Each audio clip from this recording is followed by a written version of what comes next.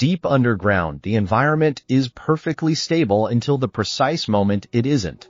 In the world of extreme vertical and horizontal exploration, the margin for error is measured not in feet but in seconds, and a single mistake can trigger a chain of events that turns an adventure into a final, inescapable tragedy. These are not mere accidents, they are system failures where human decisions intersect with lethal invisible forces like water pressure, poisonous gas, and absolute zero visibility. This is an examination of 4 such disasters, broken down to understand the precise point where meticulous planning failed and everything went catastrophically wrong. On June 24, 1967, a group of 10 experienced cavers entered Mossdale Cavern in the Yorkshire Dales, England. The Mossdale system is known for its extreme length and the tightness of its passages, demanding highly specialized skills. The group's objective was essential: to clear debris, map new sections, and push the limits of exploration. The initial descent was smooth, following the standard protocols for a complex, deep cave. Hours into their mission, 4 members of the team, recognizing the extreme physical demands and the overall difficulty of the system, made the prudent decision to turn back. As they exited the cave, they noted that rain had begun to fall, but it seemed like a typical summer shower, providing no immediate cause for alarm. Meanwhile, the remaining 6 cavers pressed onward, deep within the earth. They eventually reached a low point known as the Far Marathon Passage, a section that required them to crawl through a space measuring a restrictive 18 inches high by 12 inches wide, with a small stream of water flowing along the bottom. This was the technical limit of their penetration. As they worked, the rain on the surface intensified rapidly, transforming from a shower into a torrential, localized downpour. The geology of the Yorkshire Dales means that water runoff is fast and unforgiving, collecting quickly into the cave systems. The cavers who had exited earlier soon witnessed a horrifying sight. A massive, rapidly growing lake had formed around the cave's single, low-lying entrance. Underground, the 6 trapped cavers felt the change with chilling speed. Gentle stream flowing beneath them began to rise, swiftly transforming into a churning, raging torrent. The narrow passage that had been a challenge to crawl through now became a lethal choke point. They immediately aborted their mission and began the desperate 3-hour retreat toward the surface. They knew, however, that water travels faster than a human can crawl through mud and rock. The floodwaters rose exponentially, filling the narrow passages from the bottom up, forcing them to press their backs against the ceilings in ever-shrinking pockets of air. The water was relentlessly cold, and the darkness was absolute.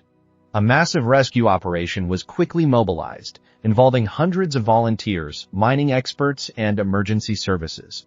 Teams worked tirelessly, pumping water out of the cave and pumping fresh oxygen inside, holding on to the faint hope that the cavers had found a safe, dry chamber high above the floodline. But the volume of water was too great and the cave system too restrictive. The flood had sealed the passages completely, and the rising water had nowhere to go but up. Every one of the 6 cavers drowned in the total darkness, trapped hours from the entrance. The Mossdale Cavern disaster stands as the deadliest in British caving history, a stark, profound lesson in how quickly a stable, predictable environment can become a death trap with a simple, catastrophic shift in the weather patterns above. It demonstrated that in confined spaces, the environment holds the ultimate power, and human strength is irrelevant against the forces of hydrology. Our second case shifts focus from the power of water to the insidious dangers of depth and physiology. On May 28, 1973, a team of 9 diving experts gathered at Mount Gambiers Shaft Sinkhole in South Australia. This unique geological feature plunged downward, featuring a narrow surface opening that cast a constant, guiding beam of sunlight onto an underground lake 20 feet below. For divers, this beam was a crucial natural aid to navigation within the vast, dark chamber. The initial, agreed-upon dive plan mandated a strict 200-foot depth limit, ensuring the divers remained within the safety zone illuminated by the guiding light. However, the team included ambitious individuals focused on setting new records. On the second day, 4 divers, not all of whom had specialized cave diving experience, planned a descent to 250 feet. This decision was a critical and fatal miscalculation. In 1973, diving technology was rudimentary compared to modern standards. Divers used standard compressed air cylinders, which contain 79% nitrogen. When diving below 100 feet, the immense pressure forces this inert nitrogen gas into the bloodstream at a high rate, producing a state known as nitrogen narcosis, often called the rapture of the deep.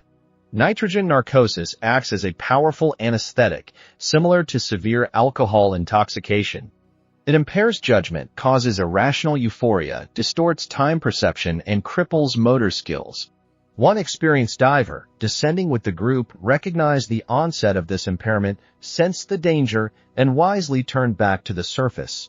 But the other four continued their descent, their judgment clouded by the gas, determined to reach their arbitrary depth goal. When they failed to return on schedule, the surface team grew concerned. A search party descended and found the tragic evidence, a camera and a flashlight resting abandoned on the cave floor. The final compounding factor was silt. The aggressive fin movements of the four descending divers had disturbed the fine, long-settled silt covering the bottom of the sinkhole. This material instantly erupted into an impenetrable swirling cloud of sand and sediment. In the space of a heartbeat, visibility dropped from several feet to absolute zero. Disoriented, their minds further degraded by narcosis, unable to see their instruments, and with their oxygen supplies rapidly dwindling, the four divers were completely lost in the utter blackness. The recovery of their bodies proved to be a prolonged and arduous operation, taking over 11 months. The shaft sinkhole tragedy served as a brutal wake-up call, fundamentally changing cave diving protocols globally and establishing that experience is utterly irrelevant when physiological laws are violated. Our third case study demonstrates how even a seemingly straightforward environment can be deceptively complex and deadly. Jacob's Well in Texas is a natural artesian spring that appears from the surface as a shallow, inviting 25-foot hole. However, this is a dangerous illusion. It is the entrance to an extensive and treacherous underwater cave system consisting of 3 main chambers. The first 2 are wide and manageable, but the third chamber requires navigating a precarious tight squeeze, which leads to a small 2-foot diameter hole. This exact passage had already claimed 2 lives in 1979 when a gravel and rock slide sealed them inside. The local diving community was acutely aware of the danger, particularly one instructor named Don Dibble.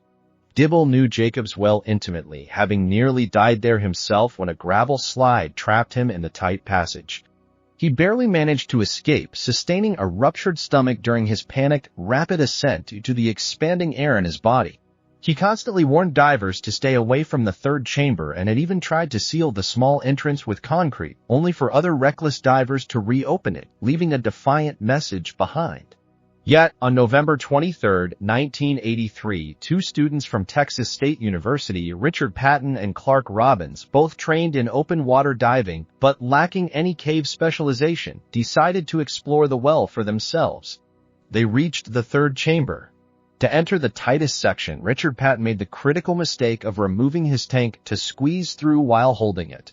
Immediately, he became stuck and started to suffocate. His companion, Clark, acted quickly, passing his own regulator so they could share air in a precarious, life-saving exchange. They began a desperate retreat, but in the low visibility and high stress, they made a fatal navigation error. They swam into a false chimney, a vertical tunnel that misleadingly appears to lead directly to the surface, but is in fact a dead end. A terrifying clank of their shared oxygen tank hitting the solid rock ceiling confirmed they were lost and moving in the wrong direction. With their air supply almost exhausted, Clark Robbins, driven by pure survival instinct, managed an incredible, uncontrolled 75-foot swim to the surface on a single breath, gasping for air as he broke the surface. Richard Patton did not have the strength or the air supply for the same feat and drowned inside the dark passage. This incident highlights a critical and non-negotiable rule in cave diving: a continuous, physical guideline must connect the diver to the entrance at all times. Without that line, disorientation is guaranteed and time runs out instantly. The final case reveals a danger that requires no water at all, yet is equally lethal. On August 18, 2005, 5 friends ventured into Golem's Cave in Utah, a location already nicknamed the Cave of Death due to its known hazards. One friend wisely chose to wait outside while the other 4 navigated the initial entry, which required them to crawl through a small pool and then swim through a submerged tunnel just 4 feet wide. This tunnel was only 15 feet long, meaning they had to be completely submerged and could only pass through one person at a time. One by one, they swam through the passage, emerging into a new, small section of the cave that contained about 3 feet of breathable airspace. From outside, the waiting friend eventually grew worried. He heard no sounds and saw no light emerging from the entrance. He called for help, but inside, the 4 friends were encountering an invisible, silent killer, foul air. The atmosphere in that sealed chamber was not breathable. Over time, the natural process of organic decay and a complete lack of ventilation had created a severe gas imbalance. Specifically, the air contained dangerously high levels of carbon dioxide and critically low levels of oxygen. This is not a poison in the traditional sense, but a suffocant. High levels of CO2 rapidly impair cognitive function, cause severe respiratory distress, hyperventilation, and drastically reduce the ability to hold one's breath, the very skill needed to exit the cave. The 4 realized their mistake and attempted to swim back through the narrow, submerged tunnel. The first person entered the water, but with her thinking clouded and her breath hold compromised by the high CO2, she failed to locate the underwater exit hole in the dark. The next person, already suffering the effects of the bad air, immediately followed in an attempt to help, and then the next. The foul air had compromised each of them in turn, making them incapable of the focused, sustained effort required to navigate the underwater passage. All 4 succumbed in the narrow tunnel. Despite the rapid arrival of rescue teams who attempted to pump in oxygen, the outcome was inevitable. The cave was later sealed completely with concrete to prevent any future access.